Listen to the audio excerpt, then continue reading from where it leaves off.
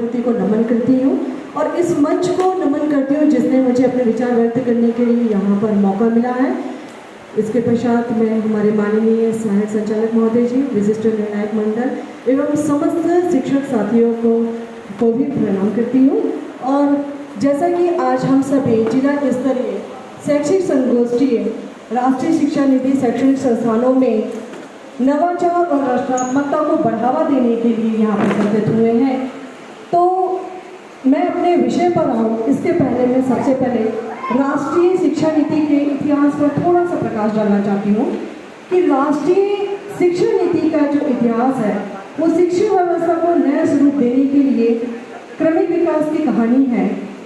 स्वतंत्रता के बाद शिक्षा के स्वरूप को सर्वसुलभ और गुणवत्तापूर्ण बनाने के लिए लगातार इसमें परिवर्तन हुए हैं, जिनका उद्देश्य सामाजिक, आर्थिक और तकनीकी शोध के अनुरूप शिक्षा को ढालना था। सबसे पहले शिक्षा नीति आई जो कि 1968 में प्रधानमंत्री श्रीमती इंदिरा गांधी जी के कार्यकाल में जिसकी घोषणा की गई थी और जिसका मुख्य उद्देश्य 3 लैंग्वेज फॉर्मूला को लागू करना था, हिंदी, इंग्लिश और क्षेत्रीय भाषा, और तकनीकी और विज्ञान प्रौद्योगिकी पर जोर दिया गया। द्वितीय शिक्षा नीति है जो कि 1986 में प्रधानमंत्री राजीव गांधी जी के कार्यकाल में इसकी घोषणा की गई थी, जिसका मुख्य उद्देश्य वंचित वर्ग और बालिका शिक्षा पर प्रोत्साहन दिया गया और नवोदय विद्यालय की स्थापना पर जोर दिया गया। इसके पश्चात तृतीय शिक्षा नीति है जिसके बारे में हम लोग सभी बात कर रहे हैं, जिसकी घोषणा या जिसको लागू किया गया 29 जुलाई 2020 को माननीय प्रधानमंत्री नरेंद्र मोदी जी के नेतृत्व में। इस राष्ट्रीय शिक्षा नीति के जो मुख्य बिंदु थे 5+3+3+4 संरचना, सबसे पहले फाउंडेशन, फिर प्री प्राइमरी, मिडिल और सेकेंडरी। इस शिक्षा में की विशेषता ये है इस नीति की कि इसमें मातृभाषा और प्राथमिक शिक्षा पर स्थानीय शिक्षा पर जोर दिया गया, विज्ञान और प्रौद्योगिकी पर जोर दिया गया। और राष्ट्रीय शिक्षा नीति के बारे में हम बात करते हैं तो राष्ट्रीय शिक्षा नीति का जो उद्देश्य है शिक्षा को सर्वसुलभ और गुणवत्तापूर्ण बनाना है।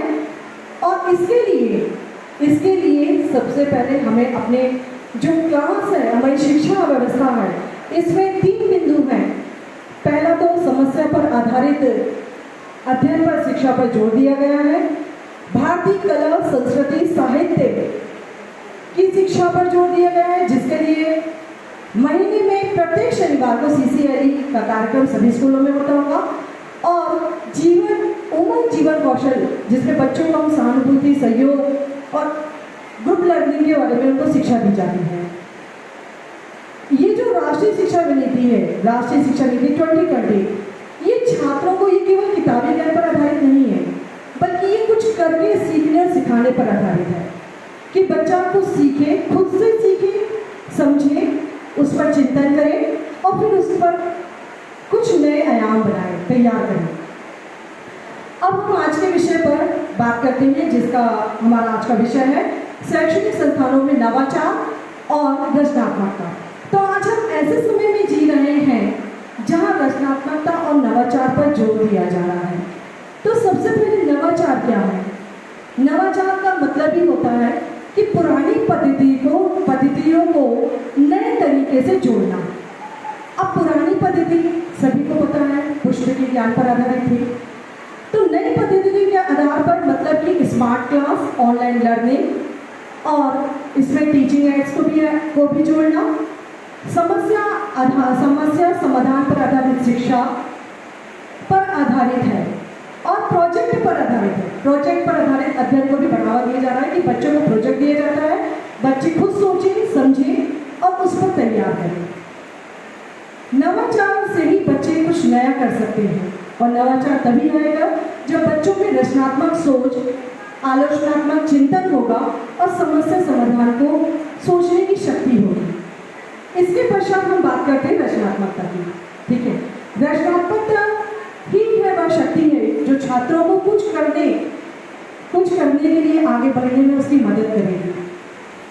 रचनात्मकता के आधार के लिए इसके लिए हमें बहुत सारे संसाधन उपलब्ध हैं। संसाधन तो की कमी तो पहले भी कभी नहीं रही।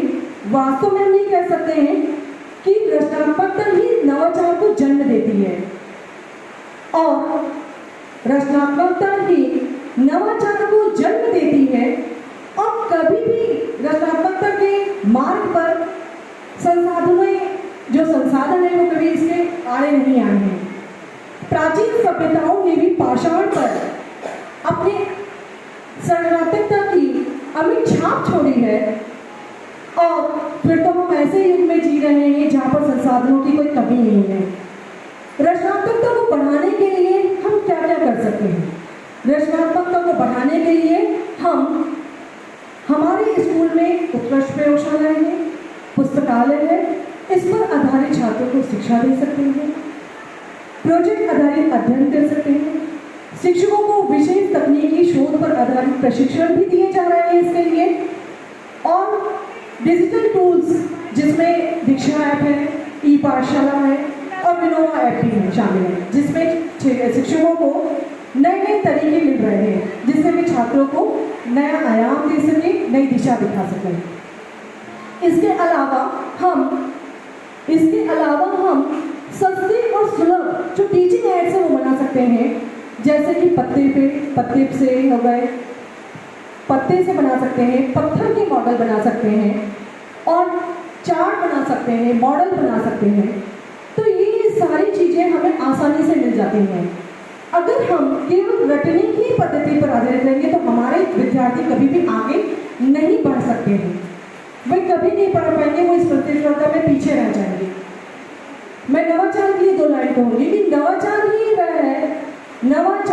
वह है उन्नति की पहचान, पुराने को नए से जोड़ दे, यही है उसका सम्मान और यही है उसका सम्मान। मैं अपने स्कूल के अटल टिफिन लैब, जो भारत सरकार की एक अनूठी पहल है, नीति आयोग की अपनी अनूठी पहल है, मैं अपने यहाँ के अटल टिफिन लैब की कुछ बातें बताना चाहती हूँ कि इसके माध्यम से हमारे शिक्षकों और छात्रों को नए नए विज्ञान गणित के मॉडल बनाने में उनको सहयोग मिल रहा है, प्रोत्साहन मिल रहा है और इसका उद्देश्य जो है बच्चों में इनोवेशन, क्रिटिकल थिंकिंग, क्रिएटिविटी और प्रॉब्लम सॉल्विंग और साइंटिफिक टेम्पर को बढ़ावा देना है। यहाँ पर बहुत सारी सुविधाएं हैं, 3D प्रिंटर है, इलेक्ट्रॉनिक टूल्स हैं और विज्ञान और गणित के प्रयोगों पर आधारित मॉडल भी वो बना सकते हैं। अभी हाल ही में स्वतंत्रता दिवस में हमारे स्कूल के छात्र छात्राओं के द्वारा ड्रोन के माध्यम से तिरंगे झंडे पर पुष्प वर्षा की गई थी और खुले आसमान पर तिरंगे झंडे को फहराया गया। इतना ही नहीं, 12 अगस्त को लाइव प्रसारण के माध्यम से बच्चों ने बॉटल से एक वैक्यूम क्लीनर का भी निर्माण किया। तो ये बहुत अच्छी एक पहल जो है ये नवाचार की और रचनात्मकता की, इससे बच्चे आगे बढ़ रहे हैं। पर बच्चे तभी आगे बढ़ सकते हैं जब हम शिक्षक भी इसको अपनाएं। पुस्तकीय ज्ञान जो होता है बच्चों को बोर करता है, वो उसको पढ़ना नहीं चाहते। हम बोलेंगे ये पढ़कर आओ, वो नहीं पढ़ पाएंगे। उससे बजाय ये कि हम उन बच्चों के लिए खुद अपने वीडियो बनाए, वो ऑडियो वीडियो विजुअल ज़्यादा इफेक्ट करता है, तो हम वीडियो बनाते हैं और बच्चे ऑडियो वीडियो में लर्निंग जब करते हैं तो उसका इफेक्ट बहुत अच्छा पड़ता है, वो बहुत अच्छे से सीखते हैं। 2 लाइन में ये कहूँगी कि जो चुंबक होता है, चुंबक अर्थात शिक्षक, वही लोहे को अर्थात विद्यार्थी को आकर्षित करता है और वही उसको चुंबक बना सकता है, उसमें चुंबकत्व पैदा कर सकता है, मतलब क्रिएटिविटी पैदा कर सकता है। आज हम ऐसे युग में जी रहे हैं जहाँ पर नवाचार हो, अगर रचनात्मक हो तो ही छात्र प्रगति कर सकता है, आगे बढ़ सकता है। और अगर हमारे विद्यार्थी ये नहीं करते हैं तो इस संसार की प्रतिस्पर्धा में पीछे रह जाएंगे। तो बस मैं इतना बोलकर अपने बात को विराम करती हूँ।